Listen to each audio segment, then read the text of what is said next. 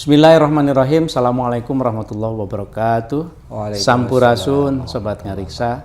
Alhamdulillah jumpa lagi dalam obrolan Ngariksa Ngaji Manuskrip Kuno Nusantara. Kali ini saya tidak akan membaca manuskrip, saya akan ngobrol-ngobrol dengan seorang santri yang sekarang menjadi seorang ahli filologi Islam Jawa, Islam Pegon, yang sekarang dosen di Fakultas Adab dan Humaniora UIN Syarif Hidayatullah Jakarta, Dr. Adib Misbahul Islam. Kita sapa. Mas Adib, Assalamualaikum. Waalaikumsalam warahmatullahi wabarakatuh. Gimana kabarnya? Alhamdulillah sehat. Terima kasih sudah hadir di podcast Ngariksa ya. Ini supaya kita tidak kaku, mungkin kita tuangkan dulu kopinya. Mas Adib biasanya kan ngopi yang asli juga ini. Ini kopinya kopi asli ini. Oke. Pakai gula nggak? Enggak. Ya, oke. Sobat Ngariksa, ngopi bagian dari merawat budaya kita, kopi yang asli dari Indonesia. Bismillahirrahmanirrahim. Ya, mungkin kita awali dengan obrolan tentang latar belakang Mas Adib, dari mana, kemudian mungkin sekolahnya di mana, nyantrinya di mana sebelum menjadi seorang filolog yang sekarang ini agak jarang ya, ahli filologi Islam Pegon Jawa itu. Asalnya dari? Saya dari Jombang, Jawa Timur. Saya lahir 24 Februari 1973. Waduh, itu dikasih tahu juga nggak apa-apa ya. Iya. Di kampung bagian barat Jombang.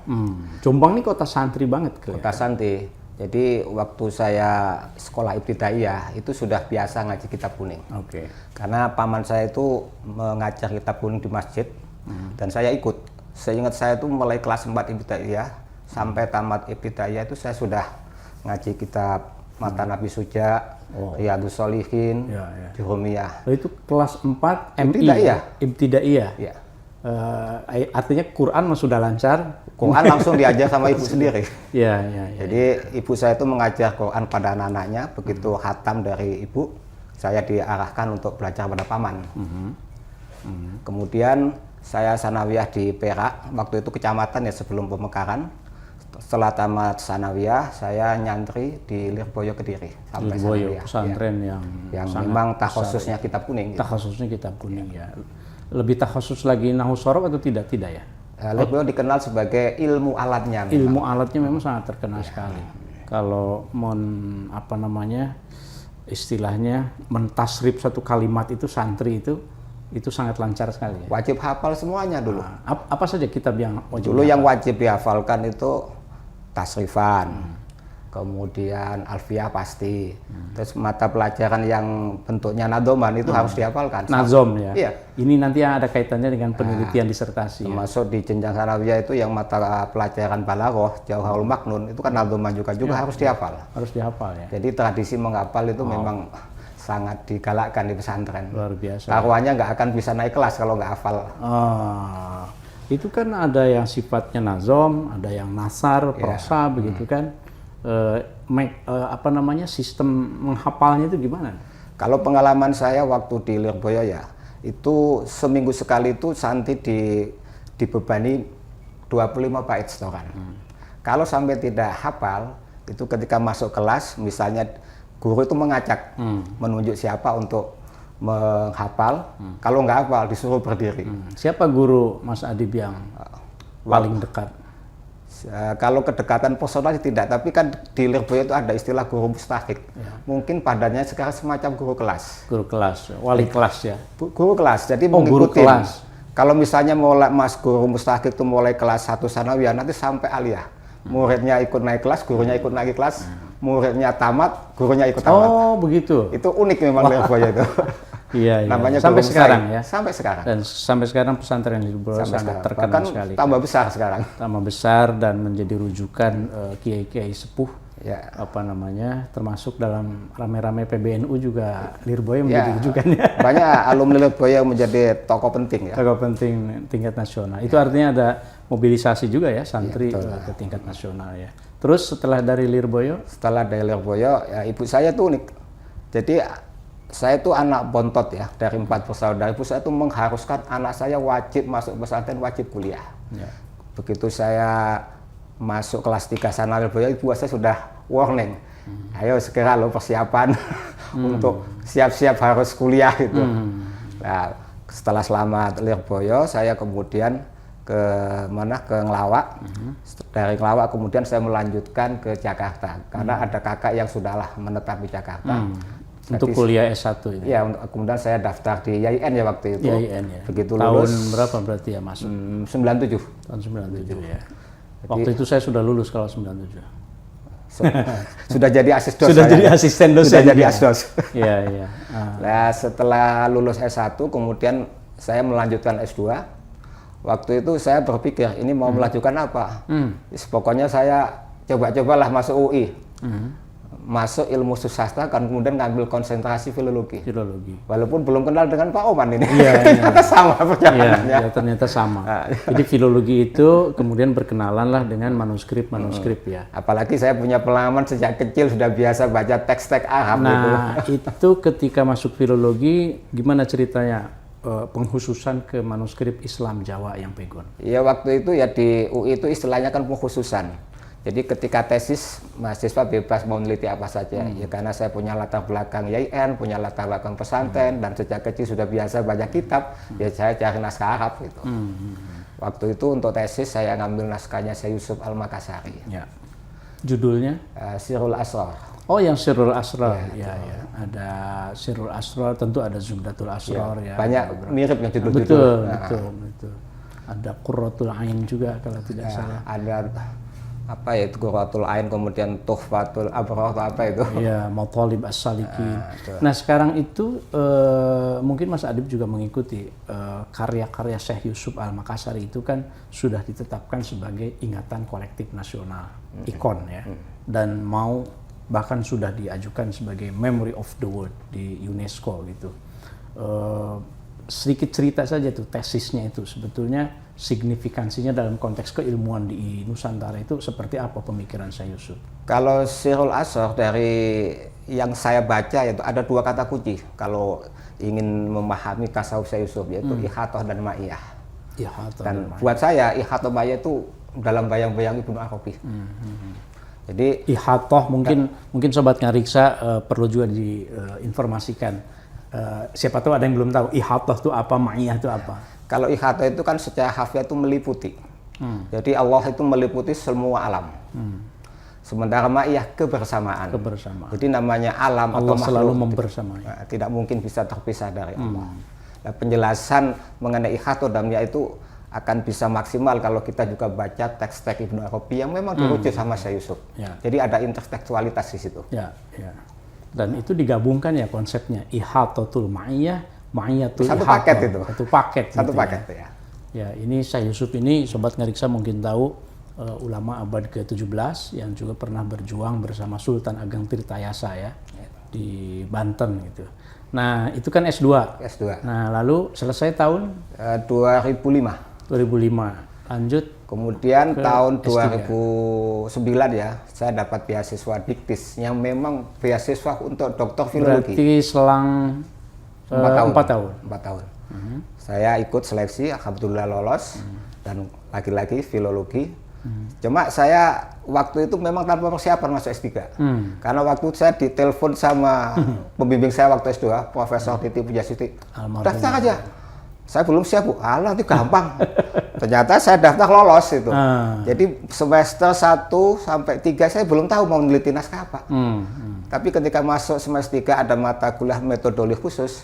Ya dari situlah saya mulai membaca-baca, ternyata saya menemukan nama Kiai Rifai Kalisa yang akhirnya saya pilih salah satu naskahnya untuk saya teliti jadi disertasi. Jadi ada kontribusi dari guru-guru kita, guru-guru filologi untuk menjerumuskan. Ya, buat saya itu mengembalikan saya ke Jawa. Dan tanda kutip menjerumuskan ya. Gitu. Mengembalikan saya ke Jawa. Mengembalikan ke Jawa. Ya, karena selama ini Arab lulus saya. Yang itu menjadi sebetulnya bacaan-bacaan lama itu keahlian Mas Adib ya.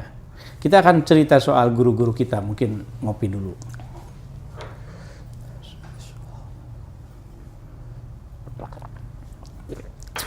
Prof. Titik Puji Astuti, saya kira bagi para pengkaji manuskrip di Indonesia ya tidak ada yang tidak kenal ya.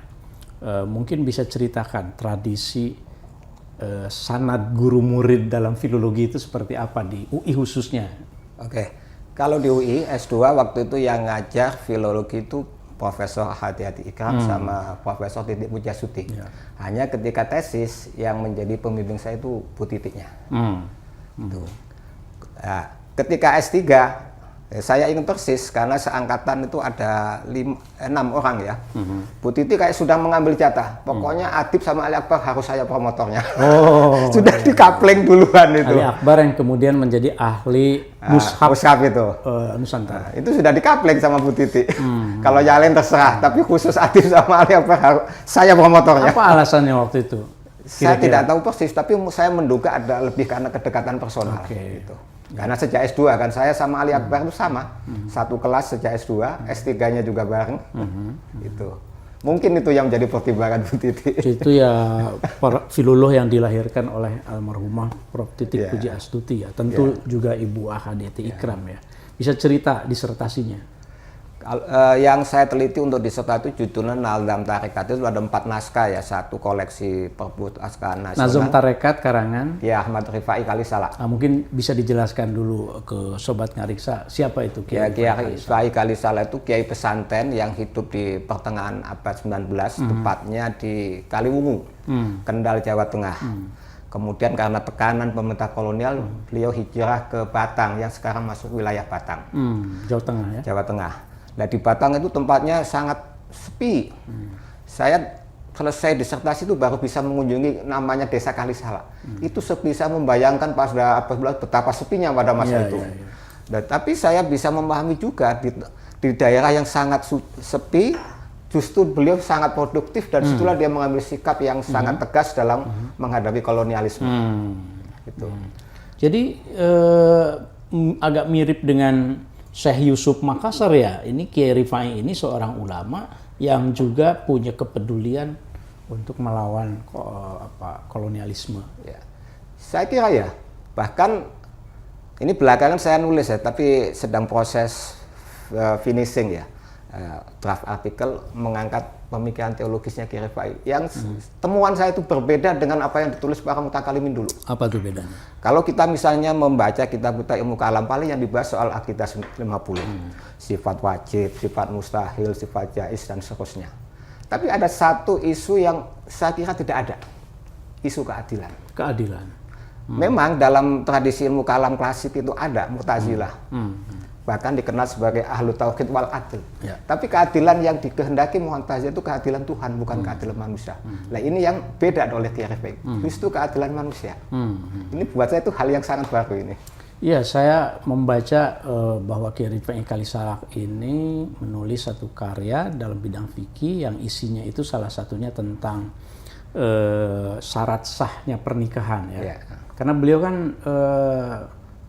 menulis selain dari fikih juga bidang-bidang yang lain juga ya. Iya, betul. Nah, salah satu syarat sahnya nikah katanya penghulunya itu harus penghulu yang tidak diangkat oleh kolonial.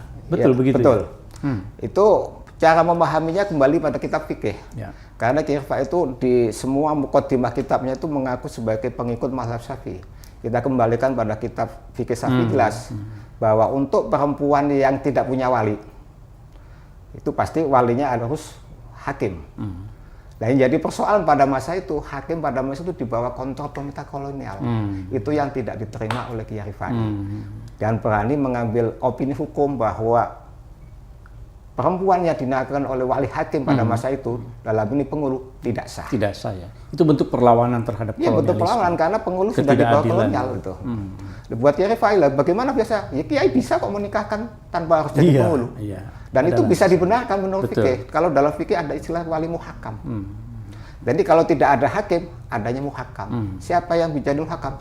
Orang yang faqih. Itu artinya ulama kita, ulama Nusantara punya pemikiran yang tidak kalah ijtihadiyahnya itu ya dibanding dengan ulama-ulama di Arab misalnya, sesuai dengan konteksnya. Konteks lokal. Kalau tidak salah, Kiai Rifai satu masa atau mungkin setelahnya begitu dengan Ki Mojo atau juga dengan Kiai Hasan Maulani kan yang dari Lengkong. Lebih dekat dengan Kiai Hasan Maulani. Kiai Hasan Maulani Lengkong ya. Dan nasibnya sama-sama diasingkan. Sama diasingkan ke Tondano. Ke Tondano. Ke Kampung Jawa ya. Betul.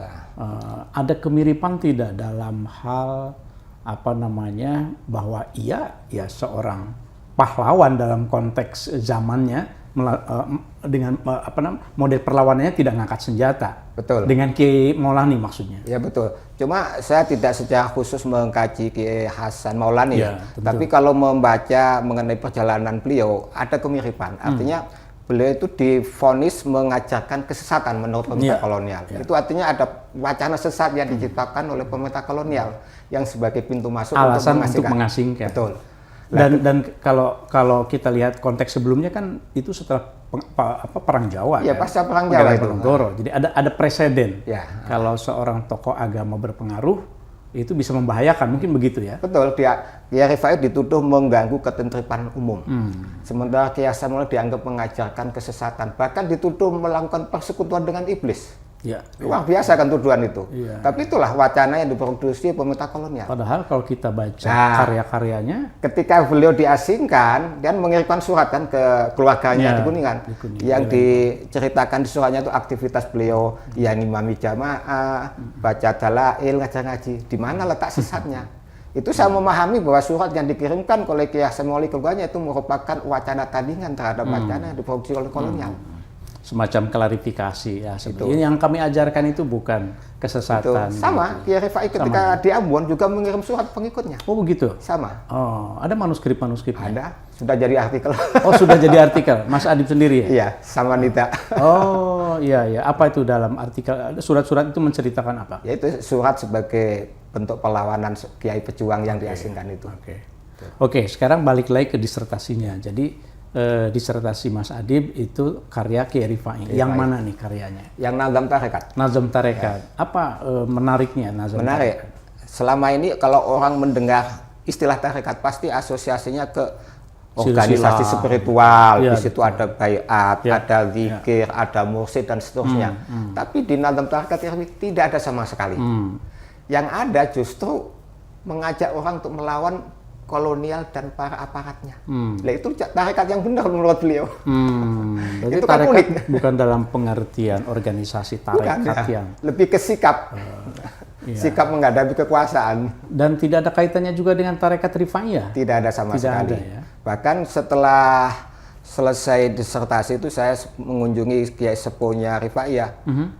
Dia juga nggak tahu apakah Kiai Rifai itu mengikuti tarekat atau tidak, juga nggak tahu.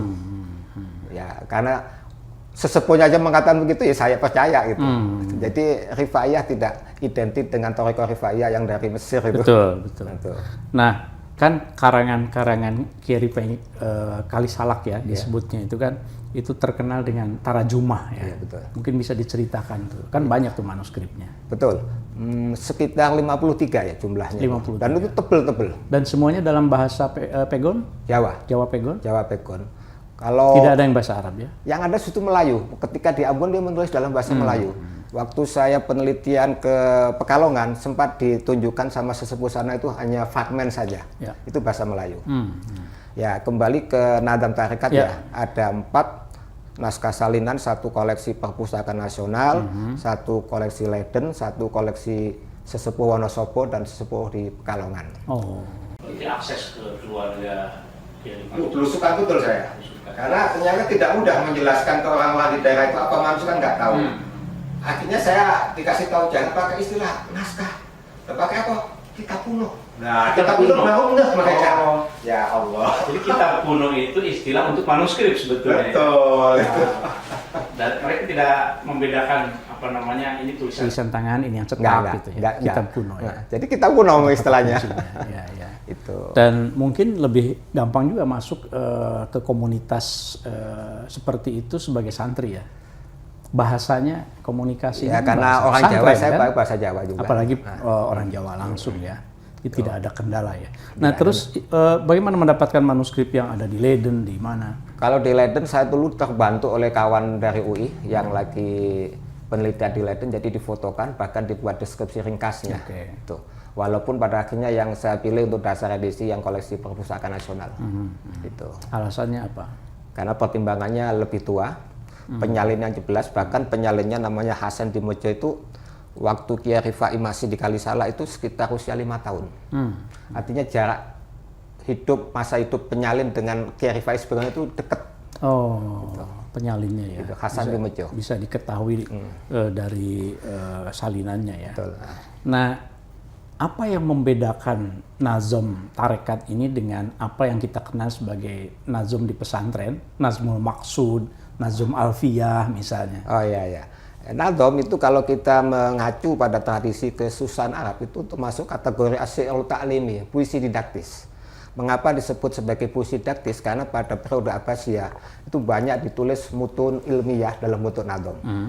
Bahkan seiring dengan perkembangan kelembagaan pendidikan Islam itu diajarkan di lembaga-lembaga pendidikan Islam termasuk sampai ke Nusantara. Kita tahu di pesantren selalu diajarkan nazom, Ya, betul. Maqsud, Alfiyah dan seterusnya. Nah itu yang membedakan nazom dengan syair. Syair jelas muatan Jadi emosionalnya nazom sangat dan kuat. syair beda ya? Beda. Kalau nazom muatan ilmiahnya. Lah yang membedakan apa nazom Jawa yang ditulis Kiai Rifai dengan nazom Arab? Pertama dari segi konvensi. Nazom dengan syair itu sama dari segi konvensi, terikat oleh wazan, terikat oleh bahar dan qafiyah. Ya. Ada metum, ada rima. Ya. Nah, khusus untuk puisi didaktis itu biasanya menggunakan rojas. Mustafilun, mustafilun, mustafilun. Itu kalau kita ambil dari segi makto, itu berarti ada 12 suku kata. Mustafilun. Diulang 3 kali berarti 4 kali 3, 12. Nah, nazomnya Kiai Rifai lebih dari 12. Rata-rata itu 16. Artinya apa? Nazom Jawa yang ditulis Kiai Rifai tidak mengikuti konvensi nazom Arab. Satu. Yang kedua, rimanya juga beda. Kalau rima dalam nazom Arab biasanya musdawis. Qala Muhammadun huwa ibnu Maliki Ahmadu Rabbil Khair Maliki. AA kemudian BB. Tapi kalau Kiai Rifai, nah, rimanya itu A, mirip syair Melayu. Nah, buat saya apa yang dilakukan Rifai itu merupakan inovasi. Jadi tidak mau dia mengikuti begitu saja konvensi nazom Arab, tapi memunculkan sesuatu yang baru. Dan itu merupakan hal yang biasa dalam tradisi sastra. Saya teringat oleh pandangan kritikus sastra Andras Theo itu bahwa namanya sastra itu selalu berada dalam ketegangan antara konvensi dan inovasi. Kalau sekian lama ikuti konvensi tertentu pasti ada keinginan untuk memunculkan inovasi. Dan saya berpikir apa yang dilakukan Kiai Rifai mulai dari rima maupun metrumnya merupakan inovasi dari beliau. Wah, itu kira-kira inspirasinya dari mana Kiai Rifai untuk melakukan inovasi itu? Kalau dari di naskah yang lain ya, dia menyebut nyanyi Melayu, bukan syair Melayu, nyanyi. Kemudian saya telaah di bukunya Baginsi sebagai pakar sastra Melayu, nyanyi itu puisi lisan Melayu. Kemudian juga menyebut gending Jawa. Kemudian juga menyebut syair Arab. Itu artinya bahwa sebelum Kiai Rifai menghasilkan nazom, saya sudah punya bekal pemahaman tentang tradisi sastra yang berbagai macam itu. Ya Jawa, ya Arab, ya Melayu. Oh, ada nggak indikasi Kiai Rifai ini memang sangat literate dengan aksara Jawa, tradisi kesastraan Honot Soroko? Tidak ada. Tidak ada. Tidak ada. Jadi memang langsung ke Arab Pegonnya gitu. Pegon, ini kan abad 19 abad ya. 19. Ketika aksara Pegon memang sudah sangat dominan ya pada saat itu dipakai gitu. Saya membayangkan kalau bukan santri itu mungkin tidak mudah mengidentifikasi inovasi itu. Kan harus paham yang tadi itu kofiahnya, ya, betul. Baharnya. Santri saja saya kira tidak cukup. Santri saya tidak cukup. Harus paham ilmu arut. Oh, arut ya. Ya, kita nggak bisa menilai ada ini, inovasi supaya ditunjukkan ke Sobat Ngariksa nih bahwa ini loh santri itu bisa ilmu arut segala itu untuk filologi itu keren banget ya. Gimana itu manfaat arut ke filologi? Ya, untuk bisa menyimpulkan bahwa apa yang dilakukan Kiai Rifai itu merupakan inovasi, kita harus paham dulu. Konvensinya nazom Arab seperti apa sih? Ya itu berarti harus membaca arut, ilmu prosodi Arab. Ya. Jangan-jangan pengamal Melayu, kita harus paham tentang konvensi syair Melayu. Nah kalau kita sudah membandingkan semua itu, baru kita bisa menarik kesimpulan, oh memang benar-benar sesuatu yang baru yang dilakukan Rifai itu. Ya. Nggak bisa ujuk-ujuk menyimpulkan baru tanpa ada pembacaan pada tradisi nazom Arab maupun syair Melayu. Ya, ini satu pelajaran saya kira bahwa bidang filologi yang di Indonesia ini sangat potensial untuk digeluti oleh para santri ya. baik itu Jawanya, kalau saya kan lebih ke Melayu dan Sunda karena saya dari Sunda, Arab juga begitu.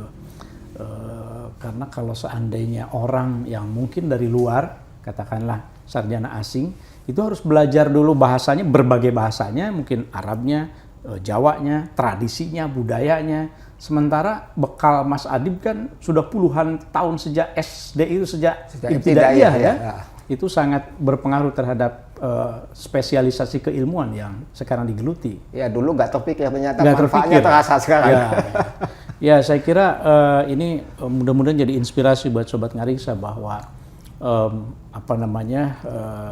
banyak potensi untuk masuk ke dalam dunia filologi ini. Itu baru yang Islam Jawa yang pegon, belum lagi ke bidang-bidang yang lainnya yang tentu saja tidak mungkin kita kuasai semuanya gitu ya. Nah sekarang mungkin Mas Adib bisa cerita tentang bahwa dari keilmuan yang digeluti tadi itu kemudian menghantarkan pada jaringan kolega-kolega sarjana-sarjana lain khususnya di masyarakat pernaskahan Nusantara gitu kan ya. Aktivitas Mas Adib di Manasa. Saya sudah berapa ya? Mungkin 4 periode ya di Manasa dan selalu di bagian perkumpulan. Istiqomah situ. Di zaman saya juga ya. Sejak zaman Pak Aman sampai ketua terbaru. Zaman Prof Tik juga ya? Udah masuk belum ya? Kalau zaman Prof Tik belum. Belum ya? Kalau masuk ke pengusaha zaman Prof Aman. Iya, saya 2008 saya sebagai ketua. Apa yang dilakukan di Manasa? Ya biasanya ya bagian perkumpulan itu ya boleh dikatakan mulai agak repot kalau sudah menjelang simposium dan munas. Ya. Menurut Mas Adib, pentingnya Manasa dalam konteks pengarus utamaan manuskrip di Indonesia ini apa? Ya karena Manasa itu kan organisasi, banyak orang, banyak ahli dengan kepakaran yang berbeda-beda. Ketika mereka berkumpul, pasti banyak gagasan-gagasan yang bisa di-share, dan itu sangat penting untuk kepentingan advokasi masyarakat dan seterusnya. Ya karena banyak pikiran yang bisa dipertemukan di situ. Ya. Itu. Dari berbagai macam latar belakang, tapi minatnya sama. Ada juga yang bukan peneliti sebetulnya ya, jadi pencinta manuskrip, bahkan kolektor manuskripnya juga itu ya. Kalau di fakultas, menurut Mas Adib, minat terhadap kajian filologi gimana? Kebetulan saya juga kaprodi ya, jadi tahu persis peminatan mahasiswa. Oh iya, betul. Saya lupa mengenalkan Sobat Ngariksa. Mas Adib, Dr. Adib Misbahul Islam ini sekarang kaprodi Magister Bahasa dan Sastra Arab di Fakultas Adab dan Humaniora UIN Sarjito Jakarta. Jadi saya tahu persis peminatan mahasiswa mau meneliti apa. Ya memang tidak banyak banget tidak, tapi selalu ada. Ya. Tiap angkatan ini selalu ada yang tesisnya itu naskah itu selalu ada. S1 atau S2? S2. Oh, S2. Kalau S1 saya tidak tahu ya. Iya. Kalau S1 kalaupun ada biasanya tingkat dasar saja ya. Ya, untuk S2 itu umumnya apakah manuskrip berbahasa Arab atau? Kalau untuk S2 ya kita mau tidak mau terikat oleh nomenklatur ya. Kita prodi bahasa dan sastra, mau tidak mau harus naskah Arab. Tapi misalnya ada mahasiswa, tadi ada yang tanya ke saya, boleh nggak meneliti naskah antar bahasa? Boleh, selama Anda bisa mengaitkan dengan naskah Arabnya. Setelah saya baca, nggak apa-apa, bagus ini. Ya. Walaupun fokusnya itu terjemahan antar baris, tapi ada cantolannya. Kita pikir bahasa Arab. Karena ini jurusan bahasa dan sastra Arab. Karena nggak bisa kita langkai soal itu. Betul. Kira-kira gimana prospeknya di Indonesia ini filologi ke depan, masih akan ramai atau? Oh, tambah ramai. Kenapa tuh? Optimis sekali. Ya, semakin banyak orang yang terlibat maka semakin ramai, dan saya kira semakin membuka mata orang yang sebelumnya tidak ngeh sama sekali dengan manuskrip menjadi ngeh sekarang. Ya. Itu antara lain berkat para aktivis Manasa, termasuk adanya kegiatan Ngariksa itu benar-benar membuka mata banyak orang. Ngomong-ngomong, sudah sering nonton episode Ngariksa? Kalau nonton yang sifatnya ajek sih tidak, tapi kadang-kadang nonton. Malum banyak kesibukan juga di prodi. Iya. Nah, Mas Adib kan juga sebagai academic expert di program DRIMSI ya, Digital Repository of Endangered and Affected Manuscript in Southeast Asia. Mungkin bisa ceritakan pengalaman terlibat di dalam ikut memeriksa manuskrip dari berbagai wilayah itu bagaimana? Pengalaman saya menjalankan misi DRIMSI itu sebagai akademik expert itu di Kuningan. Kemudian di Magetan. Di Kuningan itu yang koleksi mana? Yang Paseban? Bukan, di Kuningan. Yang di Lengkong. Yang di Lengkong. Berkaitannya dengan buyut zuriat dari Kiai Hasan Maulani. Antara lainnya. Termasuk di situ ada naskah salinan Kiai Hasan Maulani juga. Apa judulnya? Fathul Qorib. Fathul Qorib ya. Takrib. Fathul Qorib, tetapi ada penjelasan dalam bahasa Pegonnya kan, tidak hanya Arabnya ya. Oke, terus? Kemudian yang menarik itu waktu saya lupa ya namanya pemilik naskah itu, ada tidak mudah membuka akses ke tim itu ya. Kemudian kita menjelaskan, ya, naskah itu ditulis orang dulu itu kan biar dimanfaatkan orang. Kalau misalnya nggak diizinkan, bagaimana nih pemilik naskah atau pengarangnya apa dapat pahala? Ya. Sementara untuk dapat pahala itu kan harus dibaca oleh orang lain. Dengan cara argumen semua itu akhirnya mengizinkan. Karena bagaimanapun itu kan naskah isinya ilmu. Kalau tertutup nggak boleh diakses orang lain, otomatis pahala yang ngarang itu terputus juga. Bagaimana kalau isi naskahnya seperti hizib-hizib yang kan biasanya terbatas, harus diijazahkan? Kalau hizib itu memang itu bacaan. Ini kalau orang santri paham, kalau non santri agak susah memahami. Kalau saya dari pesantren bukan hal yang asing ya buat saya. Kalau hizib itu bagian dari ritual para santri dan memang transfer pengetahuannya itu dengan cara ijazah. Tidak serta-merta orang menemui cadang doa bisa diamalkan. Ya, resiko tinggi itu. Kalaupun diamalkan belum tentu ada khasiatnya. Itu masih mending. Kalau ini terserah orang percaya tidak, kadang-kadang bisa sampai tahoyur itu. Itu yang bahaya kan di situ. Tagoyur itu mungkin ada yang belum tahu. Artinya tagoyur itu apa? Ya stres lah.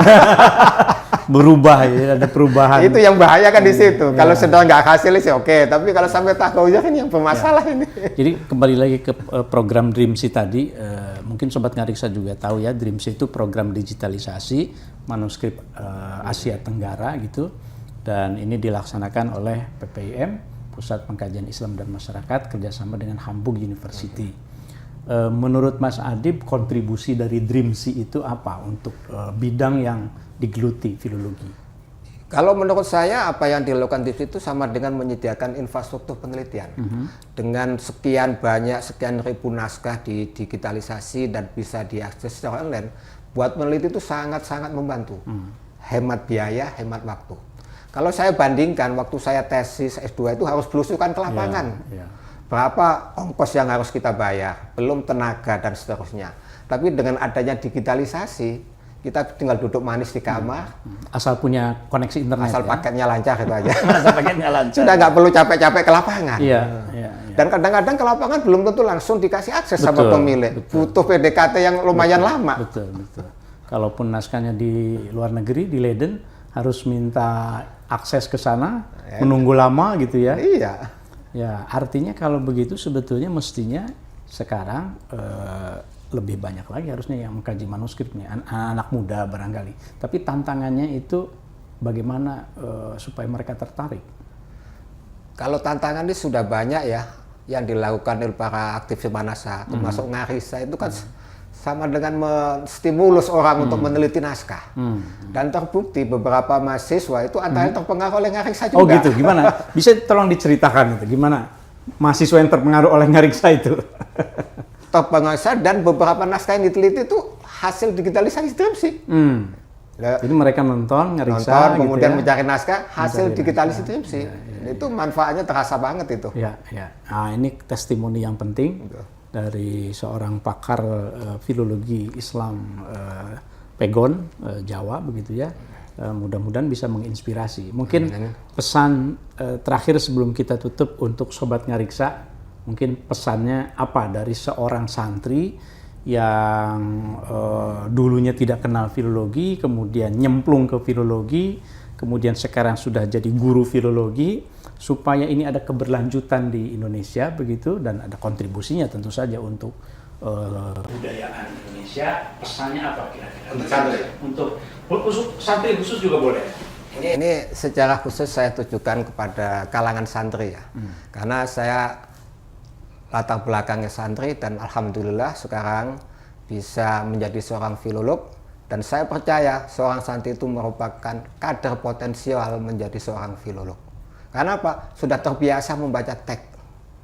Teks-teks yang sulit-sulit aja gampang, apalagi naskah. Wah, ya Sobat Ngariksa, itu pesan dari Mas Adib seorang filolog yang agak susah mencari tandingannya karena pengetahuan tentang kitab-kitab klasiknya sangat mendalam. Saya juga seringkali keteteran kalau ngobrol dengan Mas Adib, tapi sekarang juga menggeluti satu bidang yang ini masih terbatas, tetapi sudah semakin dikenal dan semakin banyak tersedia bahan-bahannya. Mudah-mudahan bisa menginspirasi. Di akhir Ngariksa ini kita suka menyampaikan salam. Masih ingat salam Ngariksa? Salam Ngariksa, mari merawat. Mari kita ucapkan sama-sama.